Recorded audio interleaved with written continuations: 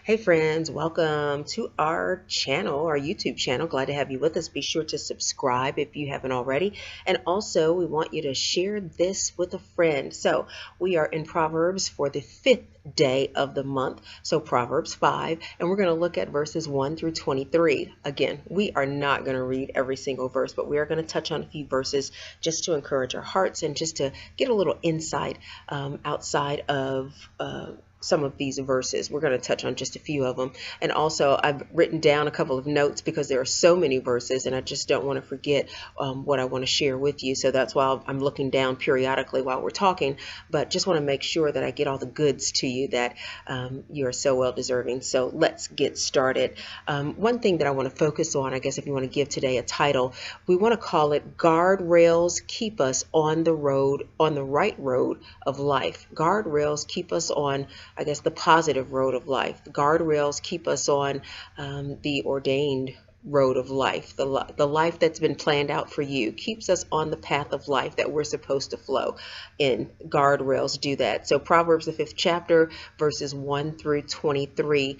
Again, this is a father giving advice to his son about how to stay away from the things in life that will pull you into bad behavior, pull you in destructive actions. He's just giving him some insight on really things that you can do in order to stay healthy, to stay focused, stay prosperous, and to really have a good, peaceful life. I'm telling you, peace is something that you just can't pay for. And if you figure out how to have peace in your life, you've really accomplished something. And one thing that Christians know is that Jesus Christ brings peace to our lives, to the things that we are going through, good or bad.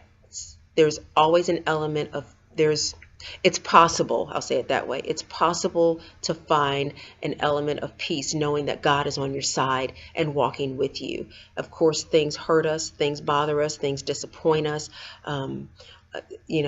Things are sometimes hard, but knowing that your life isn't over because you're facing those things, and that God has a plan for you, and that eventually he's going to get you from that dark place or from that tough place, from that hard place, and that he's going to walk with you every step of the way. And sometimes he walks with you in the form of individuals. I've heard people say in the past that Mr. Rogers, I guess I've heard him say this, Mr. Rogers would always talk about his mom would tell him to look for the helpers in any kind of tragedy. Look for the helpers, and you'll always find people there assisting.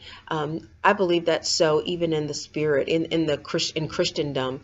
God will send helpers to help us through those tough times, people who will speak a word of encouragement, people who will, just give us a hug when we need it, or call us and say, hey, I was thinking about you. Sometimes those little things mean so much when they're done at the right time and when they're desperately needed. So look for the helpers when you're going through hard times, because God promises to take care of us no matter what. Okay, I don't know why I said all that, but obviously that was for somebody, so God bless you with that. All right, Proverbs 5, verse 1 through 23.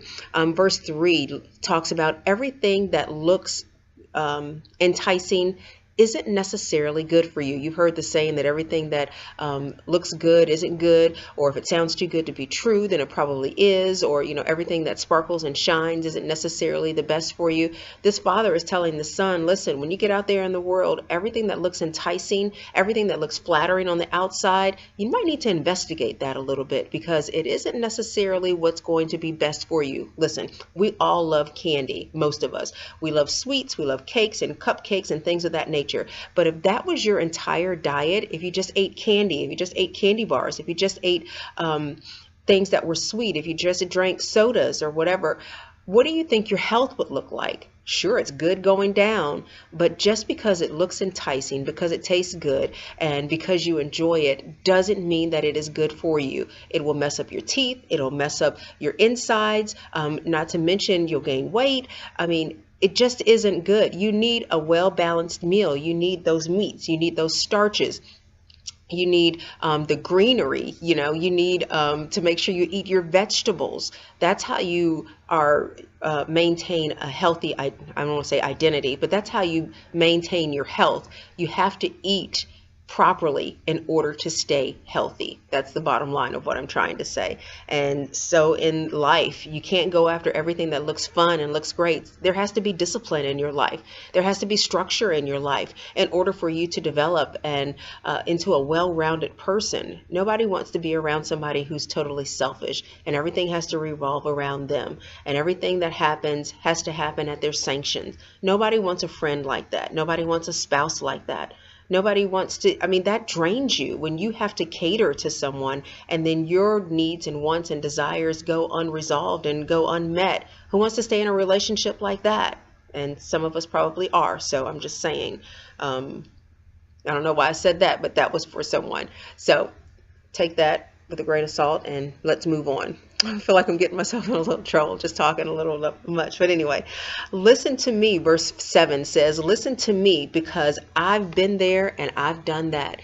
These are words of wisdom from a father who's been there and done that. And he wants his son to know, I'm not trying to steal your fun. I'm not trying to tell you not to do the fun things. I'm not trying to tell you not to eat the candy, but I'm telling you this. I have been down a road similar to that or that same road, and I know what the outcome is, and it's not good. So I'm just trying to save you some trouble and save you some heartache from getting into the same trouble that I've been in, or going down a road where I turned around because I was able to see what was happening at the end. Verse 10 talks about, don't give the best days of your life to strangers. This really hit me when I read this. This is basically one of the, I believe it's the Amplified or the Message Bible. It might be the Message translation. Don't give the best days of your life to strangers. They'll take your strength and they'll take your wealth. And all that you worked for, they will take it all, basically.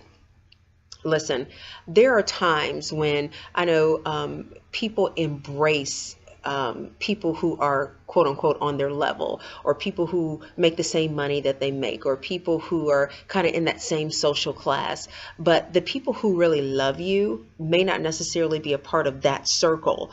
The people that love you are going to be there when you lose it all.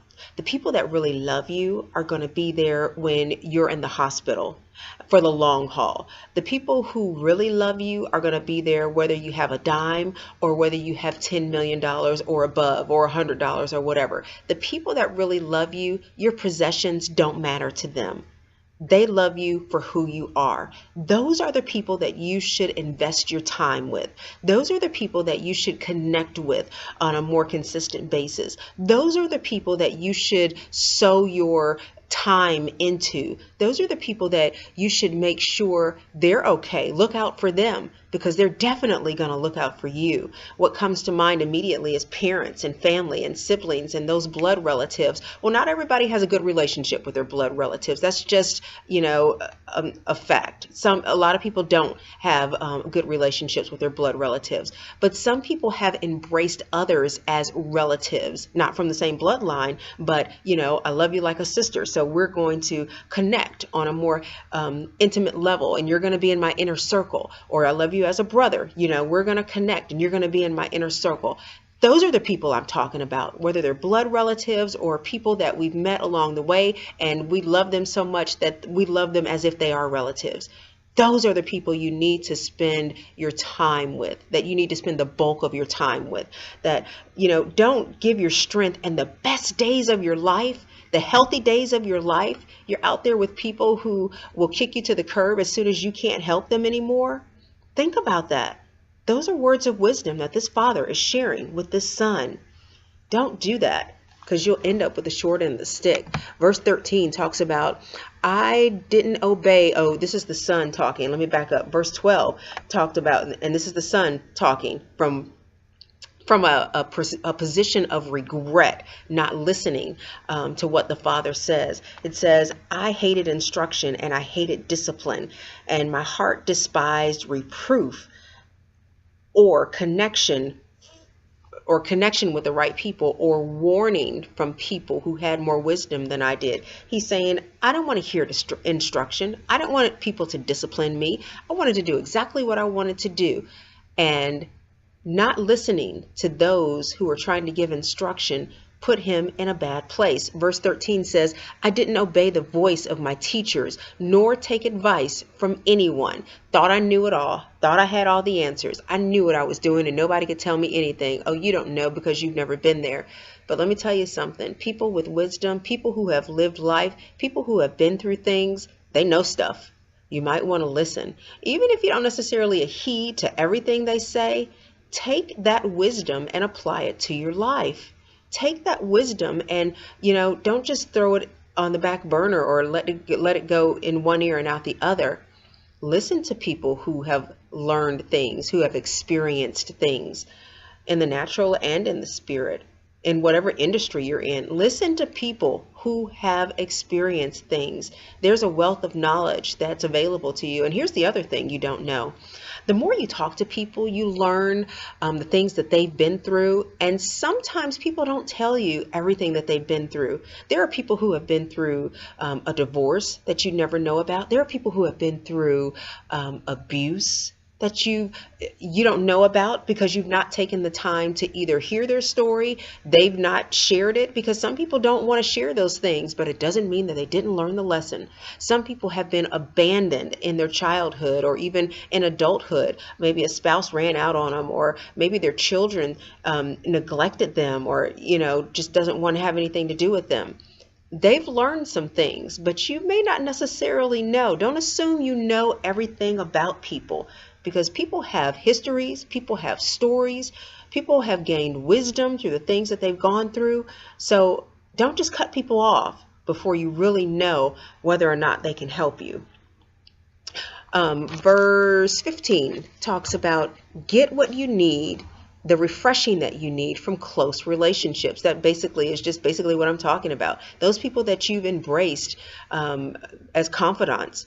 Make sure you glean from them, you connect with them, spend the best days of your life with them, basically. Verse 21 says, the ways of men are directly before the eyes of the Lord. This is Proverbs, the 5th chapter, verse 21. The ways of men are directly before the eyes of the Lord. The Lord carefully weighs them. That means he considers them, that he pays attention to what the direction that we're going into, that the direction that we're walking into, the pathway that we're taking. The Lord pays attention to that. His eyes are directly on our path. He knows what's going on. So here's the pearl of wisdom that I leave with you today. I want to read Proverbs 5, verse 22 and 23. Verse 22 reads like this. His own iniquity shall take the wicked himself, and he shall be holden with the cord of his sin. Basically, it's saying his own iniquity shall take the wicked himself. This is the King James Version. What it means is, one translation says ensnares. That means that you're going to catch a trap because of the bad things that you do. The iniquities that you have, the iniquities, the ensnares, the things that you've done to other people. It's going to come back to get you. Iniquities, what does that mean? Unfair behavior, the immoral, the things that, iniquities are basically things that have been passed down from generation to generation, but the bad things that you do to people, the iniquities that you do, the immoral behavior, the unfair behavior. The wicked men, the verse goes on to talk about his own iniquity shall take the wicked man, or take wicked himself, meaning the